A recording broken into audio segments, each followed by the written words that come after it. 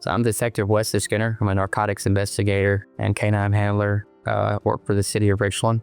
On April 24th, while responding to an active shooter situation, my brakes got hot and I collided with a wall head on at about 70 miles an hour. Luckily, I was wearing my vest that night, was able to take a lot of the impact. I was able to get extracted out of the car by the fire department and then transported to UMC, where they were able to begin rendering aid on me.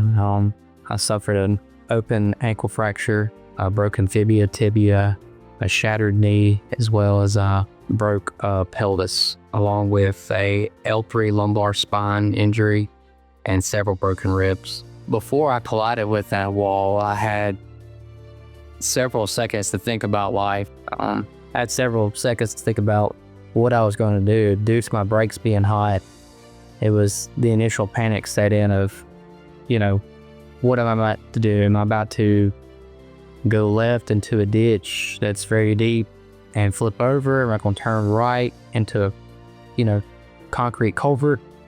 Or try my best to slow it down and turn at the last second? So that's what I ended up doing. I ended up trying to slow down by shuffle steering and then jerking the steering wheel as hard as I could to slow my impact down. But I remember I never went unconscious when I hit the wall. I just remember the airbags going off, and I out loud said, okay, I'm still alive.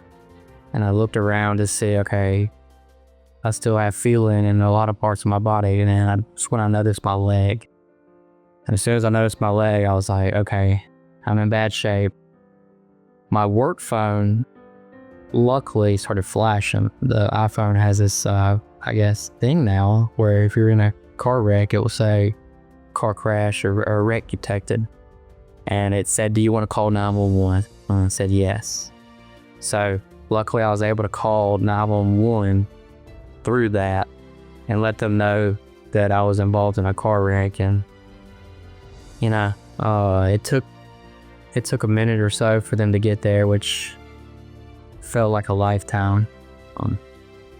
While waiting there, all I could think about was my 7-month-old, baby at home. And that was tough, but the first person who got there was a good friend of mine who's actually a city official, and he was able to give me that comfort that everything was going to be okay.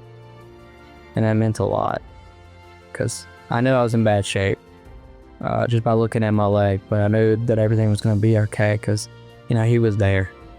And then after that, that's when they began doing work on me.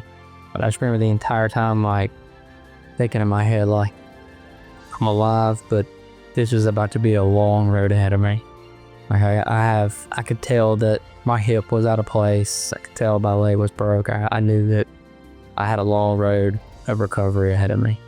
So I was then transported to the hospital where my hip was put back in place that night to get me stable. The following morning, I went under an 8-hour surgery on my hip where they put screws and plates, and then they fused my L3 lumbar on my back. Over the weekend, they let the swelling go down. That following Monday, I went under surgery on my ankle as well as my knee. I spent a week and a half in recovery there. Then after that week and a half, I was then transported here to Methodist, where I've been undergoing therapy thus far of the several days of physical therapy and occupational therapy. They have pushed me to my limits both days, but it has been very satisfying, very rewarding, because mentally, when you're in the hospital for a week and a half, you feel like you can't even use my legs anymore. And it was awesome to see that, hey, I can still do this.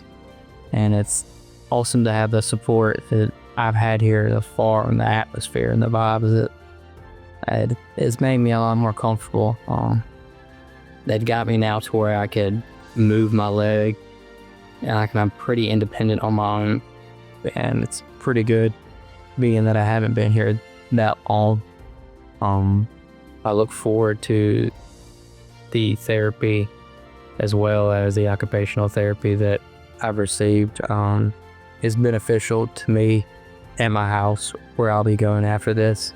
And it's nice to know that the training that I've done here thus far, I can use that and apply that at my house, because there's still a lot of things I have to do. I still have a 7-month-old at home that I have to get home and be a father to.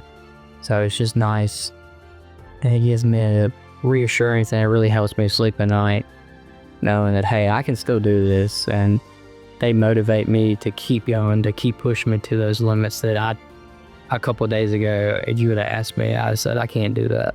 There's no way I could do that. And days like today where I'm getting out of bed and I'm doing it by myself with their supervision, I'm getting myself into a car, and it's unbelievable, all this equipment they have here and staff they have here with a vast amount of years of training. It's, like I said, it's just when you're in a situation like this, and the people that have been in a situation like this can tell you, it's mental as much as it is physical. And when you mentally can do it, you can physically do it. And it's just nice to know that they're here for me. And it's very comforting. So once all my rehab is over with, I really look forward to getting back out there with my son, walking, teaching him how to walk, teaching him how to be, a man. I look forward to getting back out there hunting and fishing. That's something I really love to do, and I really look forward to getting back to doing what I love to do, which is my job. Being a canine handler is very rewarding, so that's something I really look forward to. I know my dog's going to miss me, but when we get back, me and him are both going to have to learn how to do a lot of things together again.